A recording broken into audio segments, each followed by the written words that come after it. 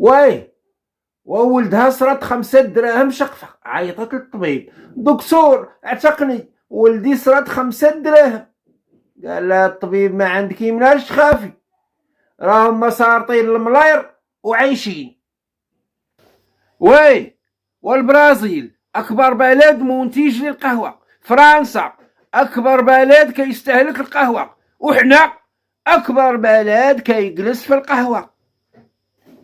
واي والصالير عندنا في المغرب بحال مغطي بشي ماطا ديال الدراري الصغار، وتغطي الراس يتعراو رجلين، تغطي الرجلين يتعرى الراس. والله يحضر البركة وصافي. واي هادوك الناس اللي ما بقيتش كنهضر معاهم وما بقيتش كنجاوبهم، راه درت شوية الفلوس اي ساليو ليا ورجع نهضر معاكم.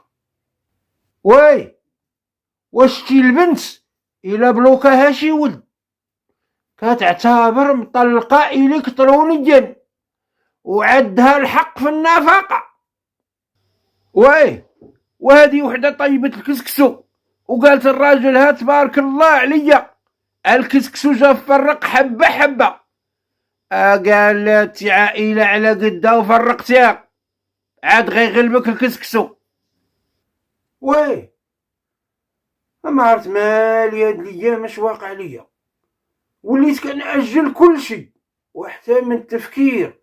كنقول دابا ما فيا اللي يفكر حتى من بعد، ما عرفتش مناش ما تكونش شي ريح.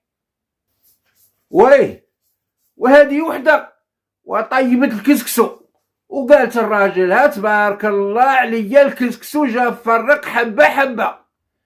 قال لا راجل: هاتي عائله على قدها وفرقتها، عاد غيغلبك الكسكسو. تسلل الذئب الى كوخ الغنم، صاح الديك فنبح الكلب، فانتبه الراعي فاستيقظ الأهل، فنجا القطيع فاحتفل الأهل فذبحوا الديك. لماذا يكون الديك دائما هو الضحية؟ حيت لحمه بنين.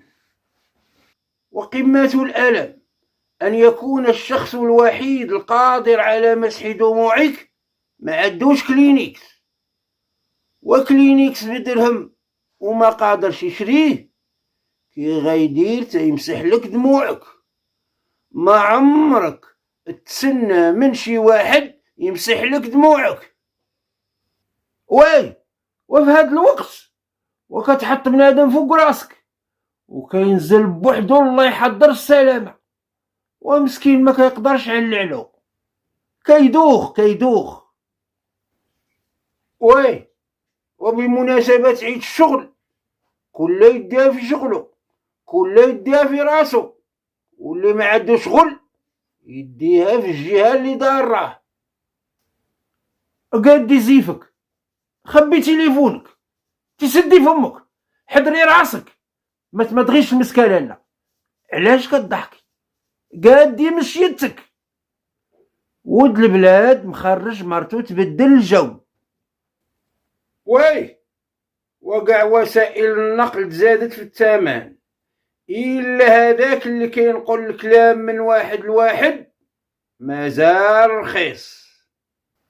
واي وحنا الشعب الوحيد اللي عندنا العقل في الدرسة والمخ في العظام والغاز في المصران والماء في الركابي.